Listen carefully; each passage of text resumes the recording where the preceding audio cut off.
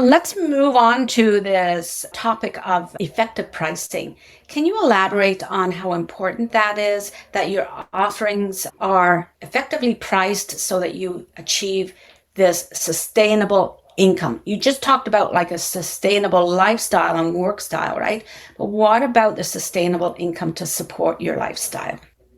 Yes. And that's the tricky part when you are transitioning from a corporate background, because too many people I work with, they say, okay, I should probably memorize this. I don't have this memorized. But like they say something like, okay, I'm making $100,000 a year. Let me go to an online calculator. How much is that per hour?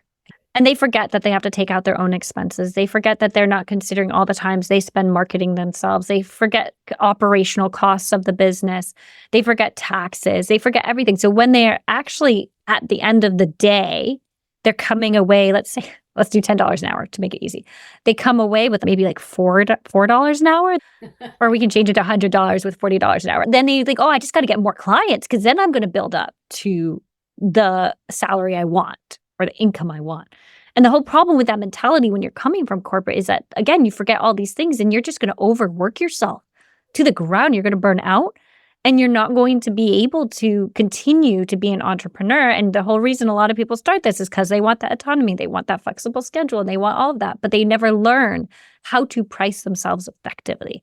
When I come into my students and what we're working on is usually the pricing.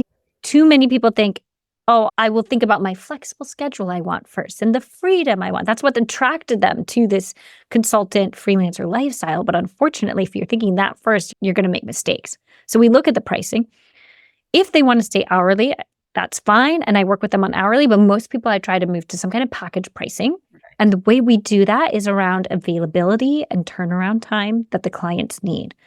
Because you can't really put an hourly rate on that, which is why it's so important, because we put that in as a package and we take all the things that they want to include in that package. If they're a copywriter, like how many edits they have, how many drafts, how quickly do they need a turnaround time. And then we will tier it out so the client has options when they come to you, and you're always making, what's the minimum you want to make? Okay, that's the minimum. I don't argue with them. I don't say, oh, no, you should price higher. Or no, if that's the minimum, if you got 5 clients on that minimum package, then let's do that. And that's what we're going to aim for. But let's have more. Let's have some that are higher so that if you can convert people to the higher, you're like, wow, I'm great. And that's how we create this pricing strategy that works so that you're getting paid what you want and you don't have to focus on the hours.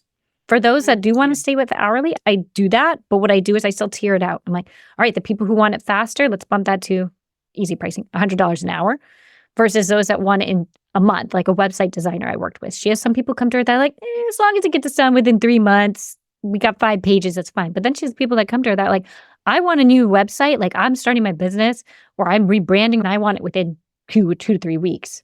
Okay, you want to stay hourly, but let's bump that up to $75 an hour versus $50 an hour or $40 an hour for someone who needs a slower turnaround time. So you're working with people, you're working with their psychology of options because people like options.